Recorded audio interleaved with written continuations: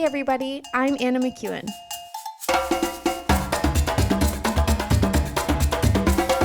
And now for Bob Switzer with the Epic Narrative. And we're off, ladies and gentlemen, on another Epic Narrative.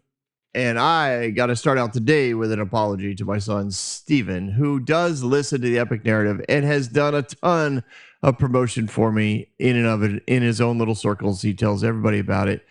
And I totally forgot that. I mean, I didn't forget it, but in my head, I was thinking of I just wasn't thinking in that category. But he's awesome.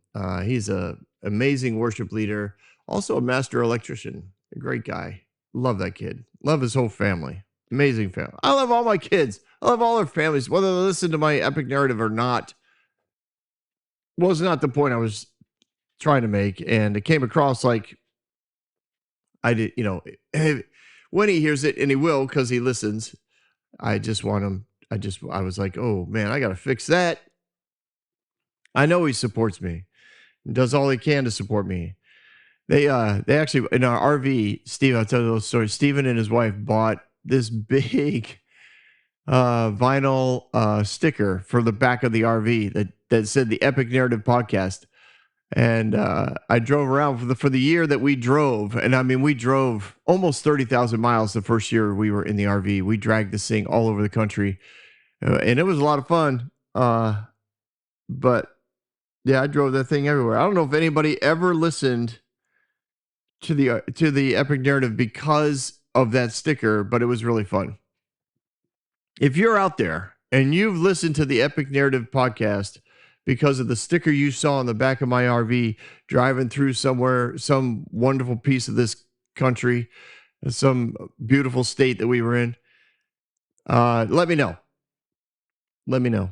And you have my son, Steven, to thank for that. Steven and Caleb bought that for us. And I'm probably giving you too much of their personal information now and they can be stalked. But anyways, love those guys. And I'm sorry for last week. Now, this week we're in Joshua. We're going to do 2 chapters. Now, don't get nervous because the second chapter is just a list of names. So it's, I take credit. I'll take credit for covering that chapter as well. But we are mostly going to be in chapter 11 of the book of Joshua this week. And it's one of those chapters where we just kind of, I mean, we'll wrap it up, so to speak, by the time we're done with chapter 12. Pretty much we're done. I mean, anyway, so this is how we get it done. Verses 1-5. Not done with the Epic Narrative. No, good grief. I just meant with the killing. Mostly. Almost. Okay, forget it. We're not done. I don't know what I was thinking about. When Jabin or Habah, king of Hazar, heard of this, he sent word to Jobab, king of Madden, the kings of Shamrock, northern kings, the mountains, the western foothills. He sent word out to the Canaanites in the east and the west, the Amorites, the Hittites, the Perizzites, the Jebusites of the hill country, to the Hivites below Hammon, to the region of Mizpah. They came out with all their troops and a large number of horses and chariots, a huge army, as numerous as the sand of the seashore. All those kings joined forces and made camp together at the waters of Merom to fight against Israel. All right, what do we see in there? One of the first things you guys know I see in there, this does not happen overnight, right? The king, he's leading a coalition of basically all the remaining kings to bring their armies together and meet on the battlefield. This is a controlled narrative. We've got to do something because this guy is relentless. We are going to be huge. We are going to be overwhelming. This thing probably took months to put together. Months and months to put together. information going out, responses coming back, armies, each king meeting with their advisors, getting their approval, people that had to be, whatever. It takes time. Eventually the armies are assembled. Then you have to get your supplies loaded. You have to get transportation acquired. They all have to gather. Then they all have to travel. Then they all have to get to this valley. Then they have to set up camp. Then they have to wait for the other ones. And then you get word that so-and-so is on their way. They're going to be, they'll be here in 2 or 3 days.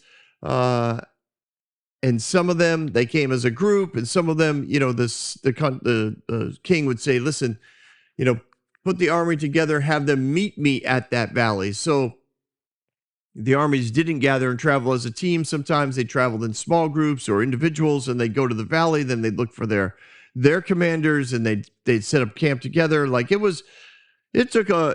takes a while to put it all together. I mean, it looks dramatic when everybody rides in together, everybody marches in together. It's like this, massive, cool looking thing that when you get the aerial shots of these, these battles. What was that name of that movie? Kingdom, not Kingdom Come, was it? It was all about Jerusalem. The battles around Jerusalem had Legolas. I know his name wasn't Legolas. I can't even remember the actor's name. It was really good. Was it Heaven's King? Kingdom of Heaven. Thank you, Bob. Kingdom of Heaven. That's an old movie. Anyways, it was good. It had massive battles. And it just looks cool, but it takes a long time to put it all together. And I'm guessing not everybody really likes each other. Not all the kings are big fans of one another. They all have their egos.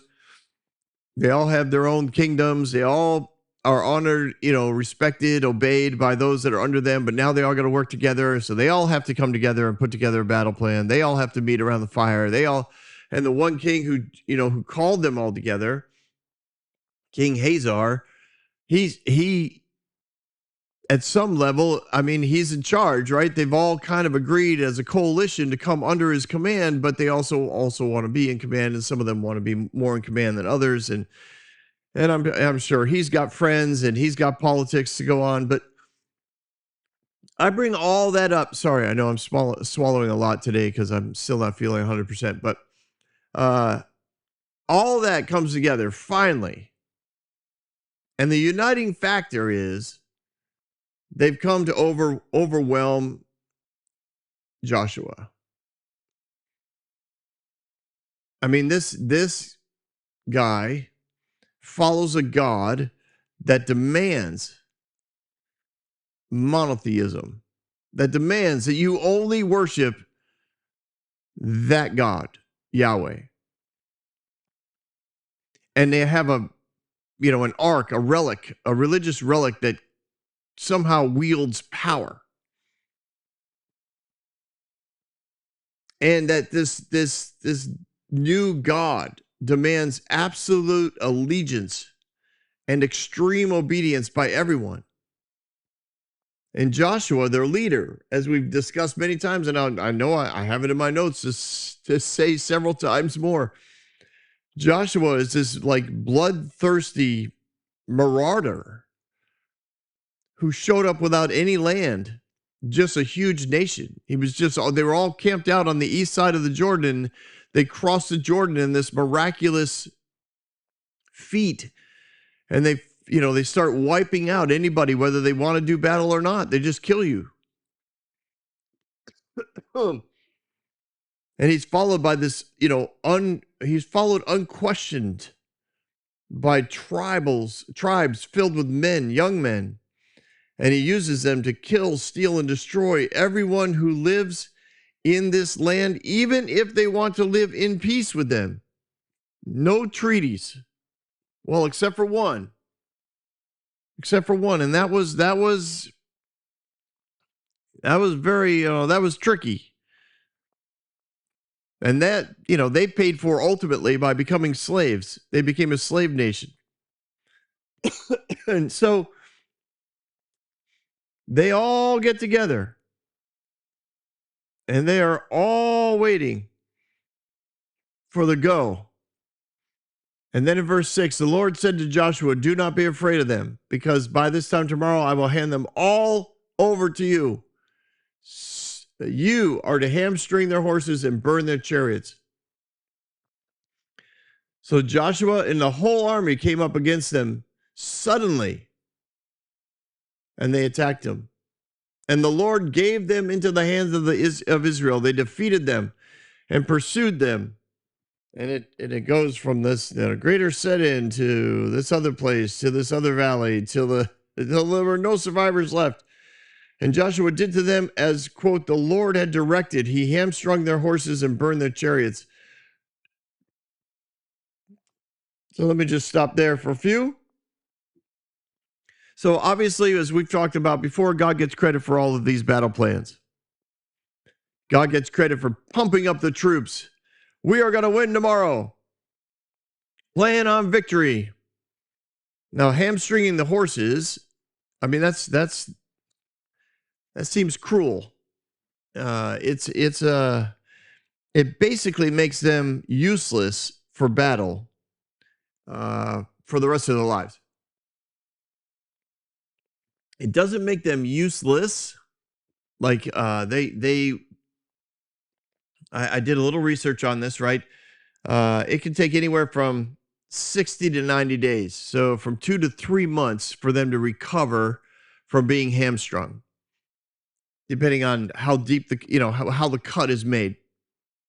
But when they're done healing, they can still walk. They might be able to kind of jog a little bit, but they're never going to run. They're definitely never going to pull a chariot again. They're probably not even, they might become a cart horse, but it will be, something that doesn't involve a lot of weight, because they just don't have, their hamstring is no longer fully functional. It's yeah. So once it's healed, from what I hear, it's no longer painful for the horse. It's just they don't have the strength and power to do what they normally do. So they may be, they basically go into retirement. They might be used for, like I said, little things, but never what they could be, which is really sad.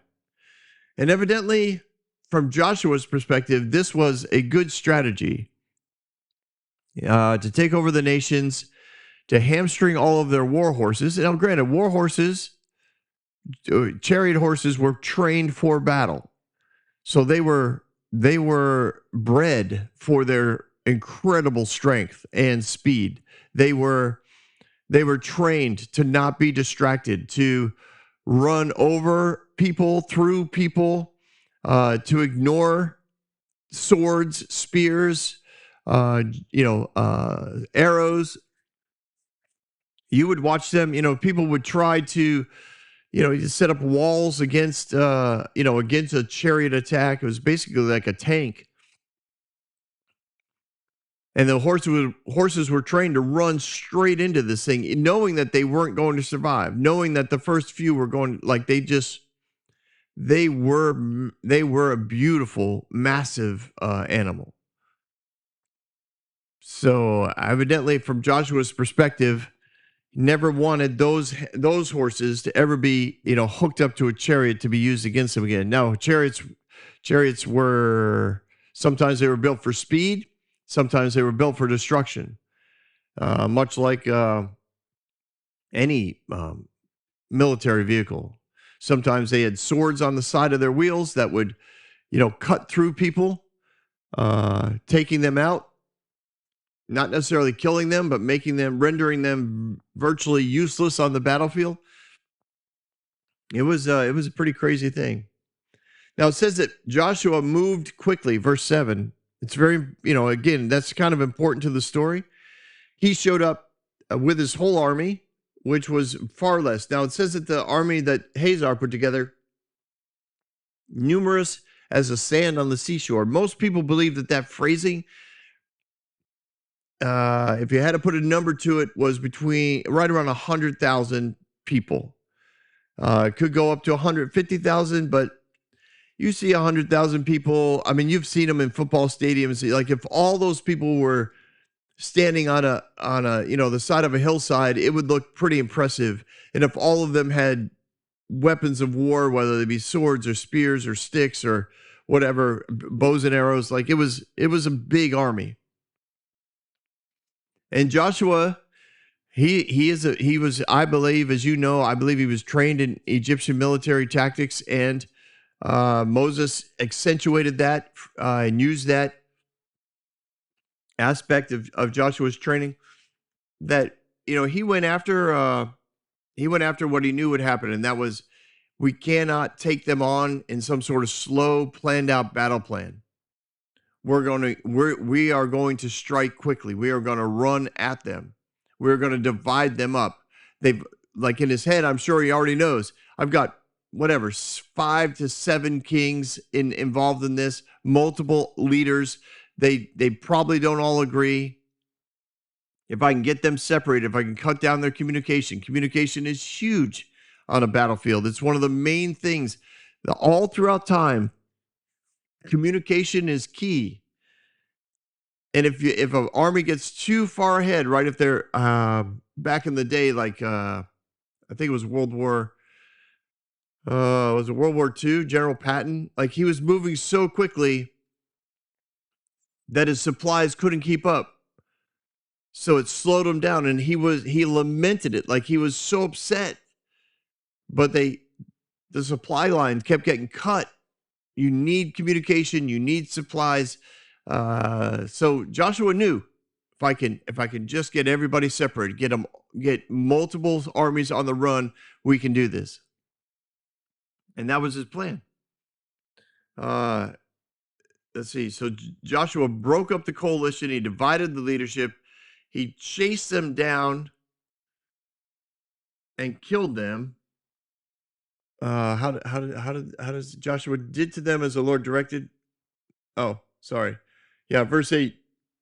He defeated them, pursued them all the way through all kinds of valleys and mountains and hillsides, all that stuff. Then he had their horses hamstrung and burned their chariots. And I think that was probably also very demoralizing to any survivor who could look around and be like, wow, like an army of chariots or whatever, division of chariots was, well, that was a very intimidating force. And now it was all gone. All these war horses were no longer going to be able to do what they were designed to do. And at the time, Joshua turned back and captured Hazor and put its king to the sword. Hazor had been the head of these kingdoms. Yes, we know this. Everyone in that they had put to the sword, they totally destroyed them, not sparing anyone that breathed. And he burned Hazor itself. Joshua took all the royal cities and their kings and put them to the sword. He totally destroyed them. Interesting phrase, verse 12. As Moses, the servant of the Lord, had commanded. Yet Israel did not burn any of the cities built on their mounds except for Hazor, which Joshua burned. The Israelites carried off for themselves all the plunder, the livestock of these cities, but all the people that they put to the sword until they completely destroyed them, not sparing anyone that breathed, as the Lord commanded his servant Moses. So Moses commanded Joshua, and Joshua did it. He left nothing undone, as the Lord had commanded Moses. And I pause there on purpose because I find it interesting that in Joshua, recounting kind of this final battle. Now, this battle probably lasted for days. You don't chase people around the country in less than 24 hours, but eventually his army had things well in hand, and him and his contingency rode back to their main camp at the big valley where they all started. And there was the king, Hazor, and Joshua did what he normally does. Wait, did I read verse 18? No. So he kills Hazor, right? There's no honor given to him. There's no honor given to him. There's no honor given to his kingdom, or given to his city that was named after him. He burns it all, destroys it, kills them. His reputation, remains. If you're against me, I kill you. I don't care. I have one goal. And he keeps referring to it, at least as he's writing this in memory, that this is what Moses told him to do. This is what the Lord told Moses and Moses told Joshua. He wants to make sure people know that he didn't come up with this plan on his own, that he was supported by, the one that everybody was in love with before, which was Moses. Then they plundered everything. Everybody got rich. Everybody got, I'm sure that they took over the best housing, the best fields, the best, all of that, right, is all going to be divided and given away. He captured all their kings. He puts them all to death. Verse 18, Joshua waged war against all the kings for a long time, except for the Hivites living in Gibeon. Not one city made a treaty of peace with the Israelites, who took them all in battle. Now, it's interesting, right? Here we see reference to Gibeon, the Hivites that had deceived Joshua into a peace treaty. And it says that, but not one city made a treaty of peace with the Israelites. Yeah, no kidding. Like now you're going to pretend that, like, oh, well, if they had asked for peace, I would have given it to them. No. No, you were quite clear. No peace treaty for anybody. For it was the Lord himself. Oh, yes, that's right. Who hardened the hearts and waged war against Israel so that he might destroy them totally, exterminating them without mercy, as the Lord had commanded Moses. At the time, Joshua went up and destroyed the Anakites from the hill country, from Hebron, from all the hill country of Judah, from all the hill country of Israel. Joshua totally destroyed them and their towns. No Anakites were left in Israel's territory. Only in Gaza, Goth, and Asherah did any survive. So Joshua took the entire land, just as the Lord had directed Moses, and he gave it as an inheritance to Israel according to their tribal division, and the land had rest from war. So we'll get a little bit of follow-up on this over the next couple chapters, but basically this was the total destruction chapter. This is the one where Joshua was like, we killed everybody, even the really big people. The Anakites were considered, they were in essence giants, right? They were really big people. Sorry, going through my notes. I had a lot of notes on today's episode. So he killed, he stole, he destroyed, he burned all the people's, from his perspective, from what Moses had taught him. He had to burn and destroy everything because that was their culture. And in his mind, this was the way that the kingdom of heaven would come to earth. This is the way that the culture of God would come to earth, by destroying any and all cultures that were here before it. Now, we've talked about it before. Annihilation doesn't need to mean this. It can totally mean that over time, through relationship, communication, training, education, and community, the culture so shifts to a new culture that the old culture is annihilated. It's destroyed. It's no longer present. And I believe that's what God wanted Moses and Joshua to do. But Moses took a military approach to this and trained Joshua in how to do it. And that's exactly what Joshua keeps saying in this. And when you see the phrase, and the Lord hardened their hearts, and again, I know that a lot of people just want to read the English on that and say, like, see, God did this. God did this because he wants to destroy those who don't love him. He wants to destroy those who exercise their freedom to worship other gods. He wants to, this is what sin, the sinners die and the righteous ones do battle. And the Israelites were the righteous ones, and they were doing battle, and all sinners have to die and there are those who truly believe that Israel is pure and sinless during this time because they are doing the work of the Lord and bringing the kingdom of heaven to earth. But when you see that phrase, and the Lord hardened their hearts, this is Joshua's literary style of saying, these people kept fighting, so I had to keep killing. The families kept living here, so I had to wipe them out and drag them out of their homes. The merchants still had all kinds of valuable things stored up, so I had to take them all so that they weren't around to make money anymore. And so I need to supply my people for God, of course, because this is what God's given us. It can't, and this is his way of saying basically, it can't be my behavior or my thoughts or my interpretation of things that have made people behave this way. It has to be God who made them behave this way. Fascinating. Because it sounds very similar to what a lot of us say, right? Well, if they would just, believe the gospel, then, bad things wouldn't happen to them. Which is, a ridiculous. It is ridiculous to say such a thing, but a lot of people say it. They believe it. They believe that we can't be at fault here. We are the right ones. And right is might, and might is right.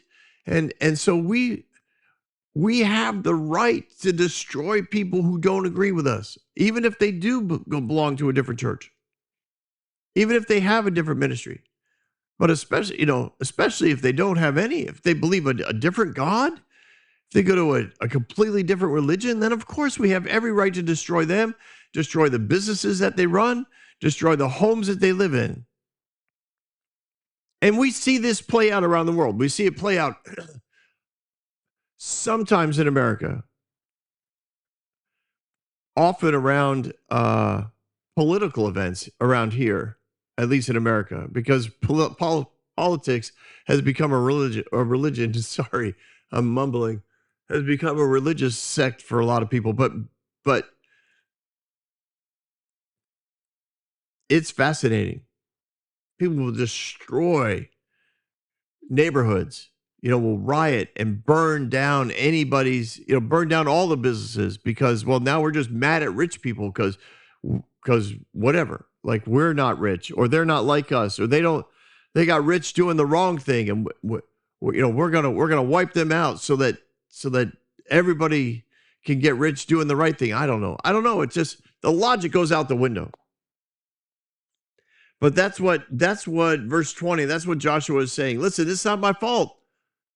It's not my fault that these people kept living and I had to kill them. God had to do this. God hardened their hearts. They were alive, so I had to unalive them. They were still living in their homes, so I had to take their homes. They still had massive amounts of riches and livestock and land, and that all belongs to us now. So it's not my fault. This is something God did.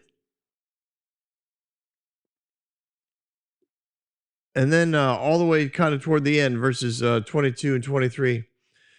No Anakites were left in the Israeli territory, only in Gaza, Gath, So Joshua took the entire land just as the Lord had told his servant Moses. So here we see there are a few survivors who make it into the wilderness alive. But there were no more armies to do battle with. And that's the point. And the war horses were all in recovery at this point. And the reputation of Joshua and Israel was quite clear. And then we go to chapter 12. And basically chapter 12 is a list of all the battles and all the borders and all the lands that Moses and Joshua had killed and destroyed in order to fulfill what they believe God had promised to give them. It's fascinating, right? God promises, I will give this to you. And their response is, then we will do battle to get it. And I do know it's difficult when you know that God promised you something and you don't see it. It is very difficult to not go get it. At the time of this recording, I've been on the road for 3 years with a absolute I still believe the promise that God promised me when I walked away from a very amazing opportunity, at a church. I do believe. And by amazing, I mean, they were good people. I was getting paid well. It just, there were other factors that were very hard to ignore. And the Lord said, you can stay or you can go. And if you go, I promise you more. I have my own, I've wrestled over the years with my own version of what I thought more meant, because clearly that hasn't come about.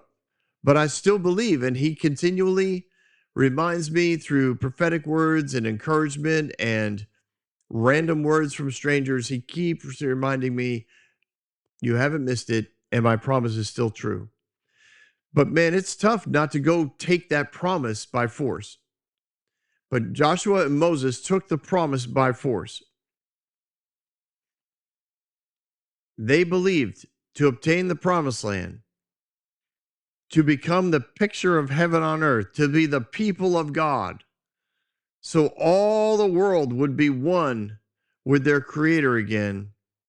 In order to do that, they had to destroy through death all the people groups and the cultures and the religions of the promised land, so that their cultures and religions would all be forgotten, and ultimately people would just worship Yahweh forever.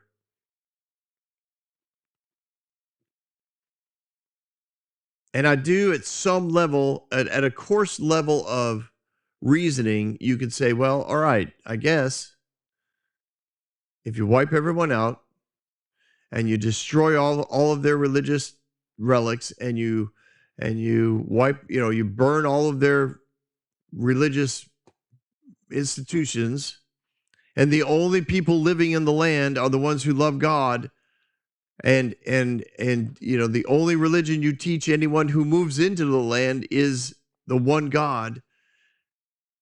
Like, I guess I kind of get that logic, but it doesn't last. Like, it completely falls apart over time.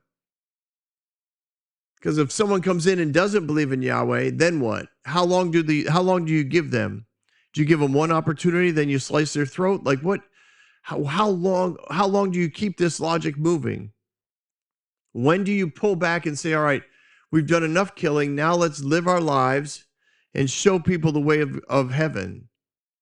Because killing, stealing, destroying is not the way of heaven. Jesus makes that quite clear. Now, in chapter 12, you see a list of kings with the word one on the other side of them, and that one means that they were killed or gone. But remember that God's goal here was always the people, not the land. And Moses and Joshua both kind of missed it. It doesn't mean God wasn't good, or that, he didn't bless them, or, whatever. Like, God's goodness is God's goodness. You can't do anything to lose it. You can't do anything to walk away from it. You can't do anything to have him hold back his goodness and say, well, I'm not going to be nice to you today because you really messed up. We've been over that. But I think they really missed the opportunity here to take the promised land the way that God intended. They took the promised land. And he divided it all up just the way that God wanted. I mean, he sent all those tribes out to where they needed to go. But we'll break that down even more. But this chapter 11 and 12, basically is Joshua saying, all right, boom. In the next chapter, the next chapter we will hit next week on the epic narrative. Thanks for coming, everyone. Don't go anywhere. We've got Bob Thoughts.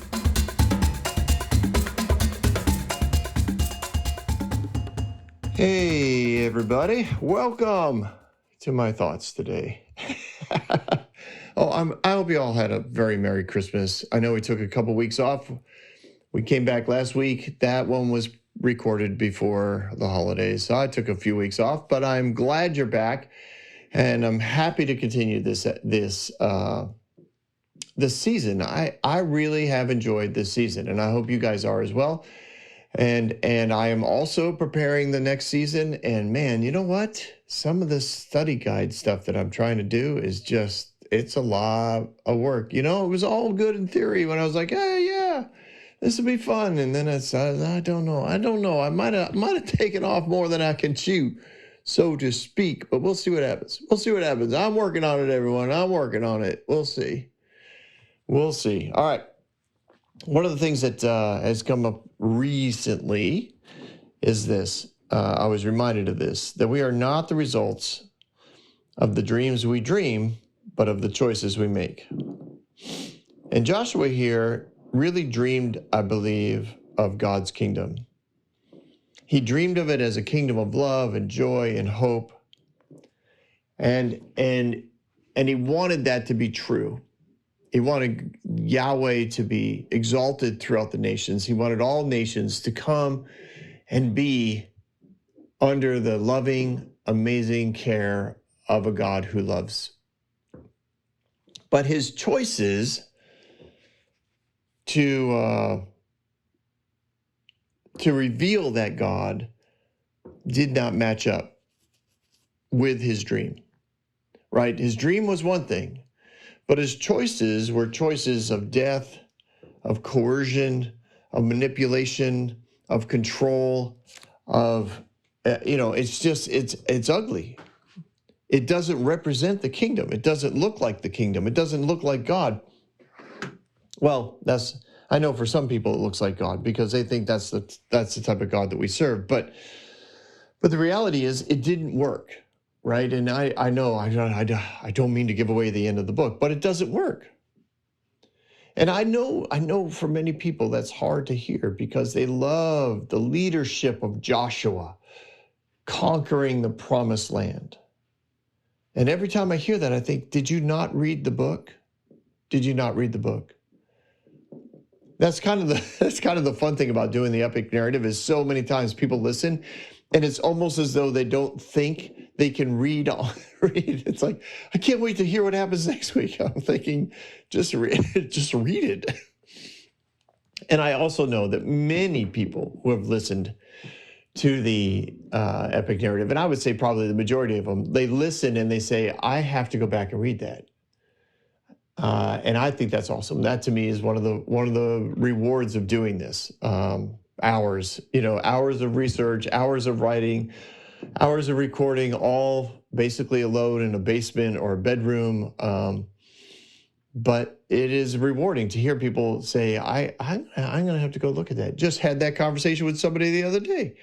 We were talking about Moses. So that would be, what was that, season 3? And when they wanted to know about when God reveals himself to Moses, and it says, I passed by, which means his backside. He only let Moses see the backside of him.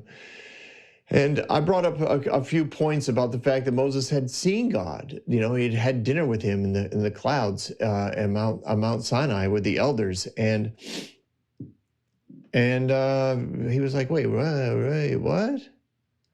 So he's like, I got to go back and read that. I was like, yeah, so many times, we make such a big point about something and we don't consider all the other parts that are going on at the same time. And I don't even touch on this, but I have this massive world timeline.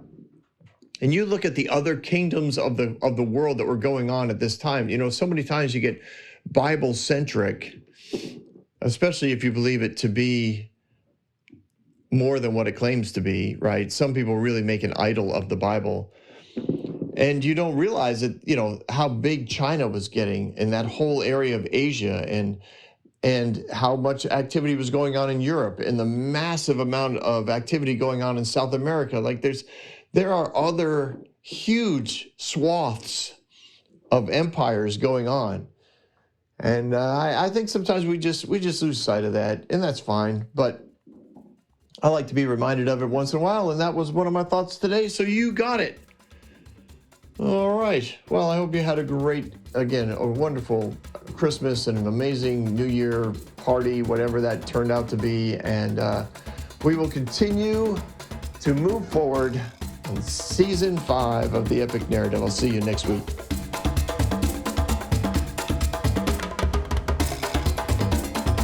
Hey everyone, thanks for listening. If you like what you heard, you can subscribe to this podcast on any platform you use.